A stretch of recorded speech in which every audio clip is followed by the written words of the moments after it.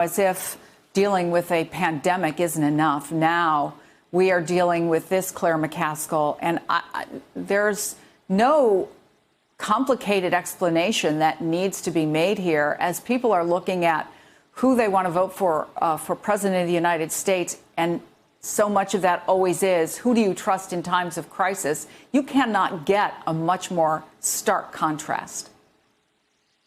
Yeah, Americans really need presidents to feel their pain. Americans yearn for empathy from a president who understands what they're going through. And first on the pandemic with over 100,000 dead. And then today with a major city in America on fire with rage and anguish. This president decides just to pass on commenting on any of that and thinks we all want to hear about his latest version of how he feels about China. It is startling to me, even on top of everything this president has failed to do, that he doesn't understand what is required of leadership at a painful moment like this in our country.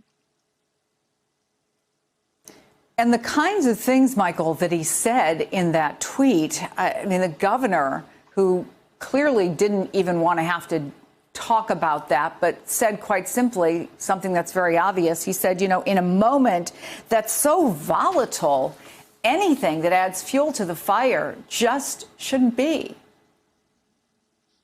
Well, yeah, I think the tweet gives you a sense of Trump that we've known since even before Charlottesville. I mean, you go to the Central Park Five. I mean, this is the man who still contends that, you know, there was a crime committed and they should be punished for it when the evidence clearly exonerated.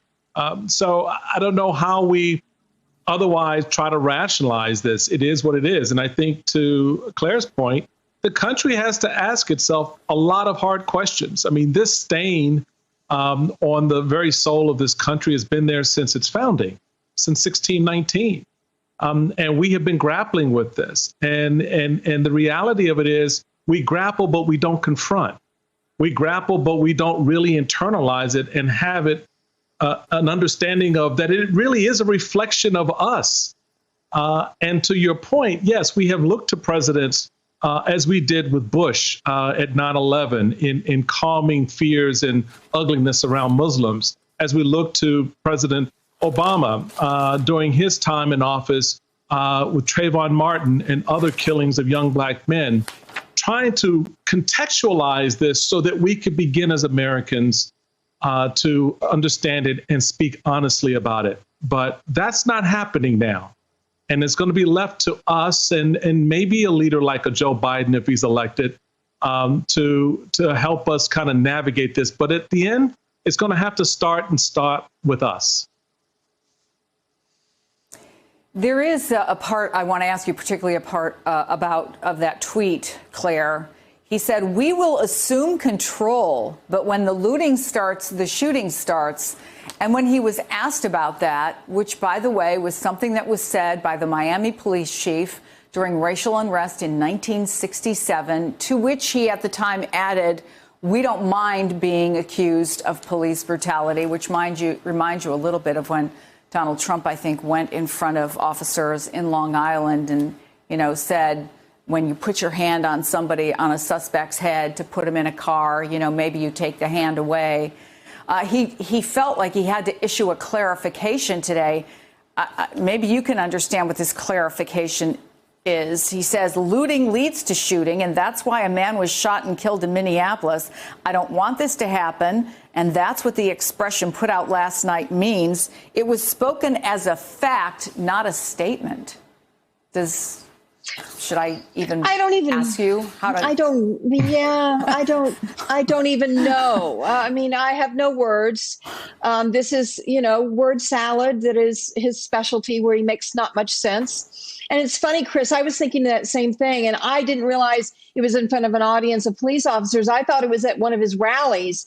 But I do remember, because as a former prosecutor, one of the things that we always were watching for were police officers who were crossing the line. And some of the police officers, one of the early warning signs of police officers that might cross the line were the ones that, as they put a handcuffed suspect into the car, they weren't careful to help the suspect avoid hitting their head hard on the roof of the car as they got in. Well, Trump seemed to encourage police officers to do that, to in fact harm suspects as they were putting them in their police vehicles. The irony is this tragedy today all stems from trying to put a handcuffed suspect into a police vehicle. That was the genesis of this tragedy a few days ago. So, we know this president, he is not going to clean up on aisle 5 with some kind of word salad like that. He is not careful with what he says, either with his thumbs as he tweets in his bathrobe or from the podium in the White House.